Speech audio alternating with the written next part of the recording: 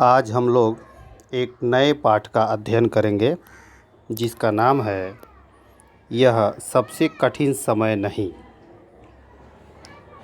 ये कविता है और इस कविता की कवयित्री हैं सुश्री जया जादवानी। आधुनिक कविता जगत में सुपरिचित तथा महत्वपूर्ण स्थान रखने वाली कवयित्री जया जादवानी का जन्म 1 मई 1959 को मध्य प्रदेश के शहडोल जनपद में कोटमा नामक स्थान पर हुआ था। इन्होंने रविशंकर विश्वविद्यालय रायपुर से हिंदी में स्नातकोत्तर उपाधि प्राप्त की। इसके अलावा इन्होंने मनोविज्ञान में MA बिलासपुर से किया। ये युवा पीढ़ी की सशक्त कहानीकार के रूप में जानी पहचानी हस्ती हैं। इनकी रचनाएं हैं मैं शब्द हूँ, ये कविता संग्रह है। तत्वमसि ये उपन्यास है। मुझे ही होना है बार बार ये इनका कहानी संग्रह है तथा पत्र पत्रिकाओं में प्रकाशित अनेक कविताएं तथा 9 कहानियाँ इनकी प्रकाशित हैं। तो आइए इस पाठ को सबसे पहले हम इस पाठ के सारांश को बता देते हैं, जिससे कविता को समझने में आसानी होगी। इस कविता में मनुष्य को यह समझाने का प्रयास किया गया है कि यह यानी वर्तमान समय सबसे कठिन समय नहीं है। अभी तो हमारे आसपास आशान्वित करने वाले अनेक कारक हैं। अब भी लक्ष्य को प्राप्त करना असंभव नहीं है, बस आवश्यकता है तो ईमानदारी से प्रयास करने की। अभी हमें निराश होने की आवश्यकता नहीं है। कवयित्री जया जादवानी द्वारा रचित इस कविता में मानव को कठिन परिस्थितियों में भी निराश न होने की सलाह दी गई है। कवयित्री कहती हैं कि यह सबसे कठिन समय नहीं है। यह सिद्ध करने के लिए वह अनेक दृष्टांत प्रस्तुत करती हैं। वह कहती हैं कि चिड़िया अपनी चोंच में तिनका दबाए उड़ने की तैयारी में है अथवा प्रयासरत है। पेड़ से गिरने वाली पत्ती को थामने के लिए कोई हाथ तैयार बैठा है, अर्थात किसी गिरते व्यक्ति को सहारा देने के लिए अब भी लोग तैयार हैं।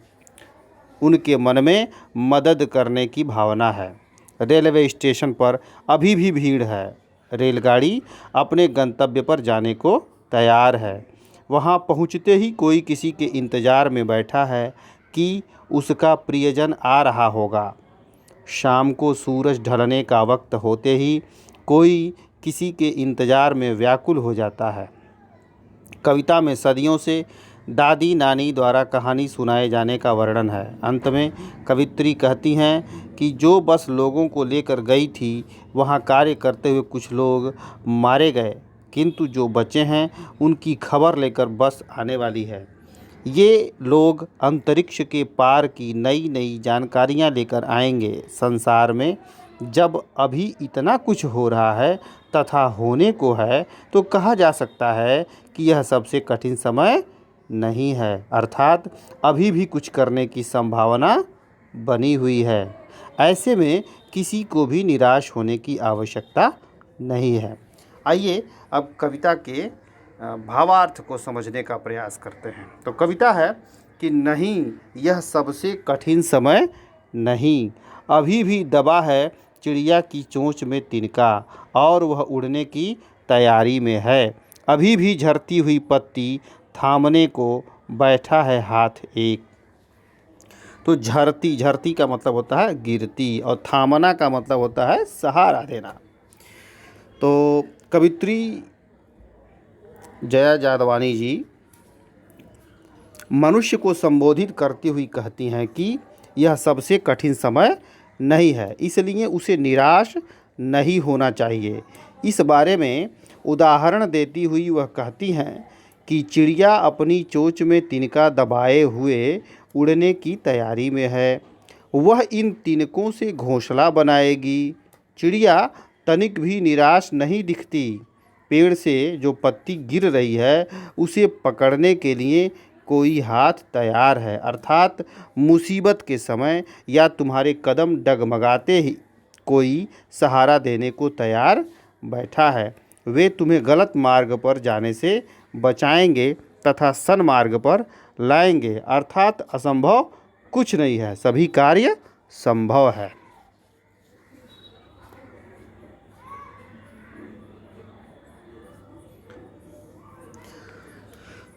दूसरा,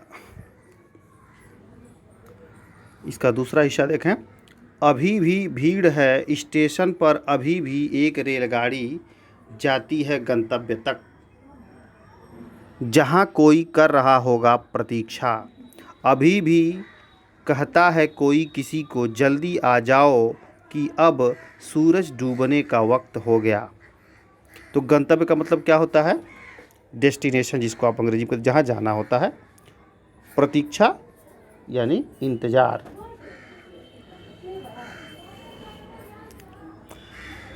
कवित्री मनुष्य को आशावादी होने का संदेश देती हुई कहती हैं कि रेलवे स्टेशन पर अब भी बहुत भीड़ है, अर्थात लोग एक जगह से दूसरी जगह पर आ जा रहे हैं। रेलगाड़ी अपने गंतव्य पर अब भी जा रही है। इस रेलगाड़ी से आने वालों का इंतज़ार उनके प्रियजन कर रहे हैं। अभी भी कहता है कोई किसी को, जल्दी आ जाओ कि अब सूरज डूबने का वक्त हो गया है, यानी उनकी बेचैनी से प्रतीक्षा कर रहे हैं। कोई किसी को मन ही मन कह रहा है कि सूर्य छिपने का समय हो रहा है, इसलिए जल्दी से आ जाओ। अर्थात लोग अभी भी एक दूसरे के सुख दुख का ध्यान रख रहे हैं। ऐसे में हम कह सकते हैं कि यह सबसे कठिन समय नहीं है। अर्थात ऐसे वातावरण में भी हमें सक्रिय रहना चाहिए। हमें अपनी निराशा छोड़कर कर्तव्य के पथ पर बढ़ते जाना चाहिए। और कविता का तीसरा हिस्सा है कि अभी कहा जाता है उस कथा का आखिरी हिस्सा। अभी कहा जाता है उस कथा का आखिरी हिस्सा अंतरिक्ष के पार की दुनिया से लाएगी बचे हुए लोगों की खबर, जो बूढ़ी नानी सुना रही सदियों से दुनिया के तमाम बच्चों को। अभी आती है एक बस, नहीं यह सबसे कठिन समय नहीं है। तो कहने का मतलब ये है कि संयुक्त परिवारों में दादी नानी द्वारा आज भी वे कहानियाँ सुनाई जाती हैं। कवित्री करे ना कि अभी कहा जाता है उस कथा का आखिरी हिस्सा, यानी ये सदियों से चला आ रहा है कि दादी नानी अपने पोते पोतियों को कहानियाँ या कथाएं सुनाती हैं। तो यानी आज भी दादी नानी द्वारा ये कहानियाँ सुनाई जाती हैं, जिनके अंत में परिश्रम पूर्वक आगे बढ़ते हुए लक्ष्य प्राप्त करने की शिक्षा दी गई होती है। ये जो दादी नानी कहानियाँ सुनाती हैं उसमें हमें लक्ष्य प्राप्त करने का संदेश दिया गया रहता है। इस समय भी ऐसी कहानियाँ सुनाई जाती हैं जिसके अंत में अंतरिक्ष से आने वाली बस का वर्णन होता है। अंतरिक्ष से बस नहीं आती है, लेकिन आप जानते हैं कि यान आता है, हिंदी में उसको यान कहा जाता है।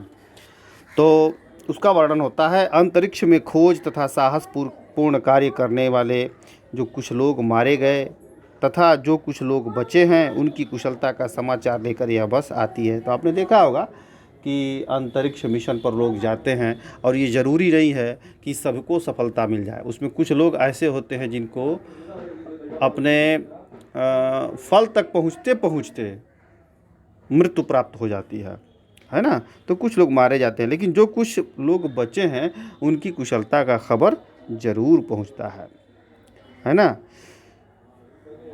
धरती पर रहने वालों को उनका समाचार देती है वह बस, है ना, बचे हुए जो लोगों की खबर लाती है।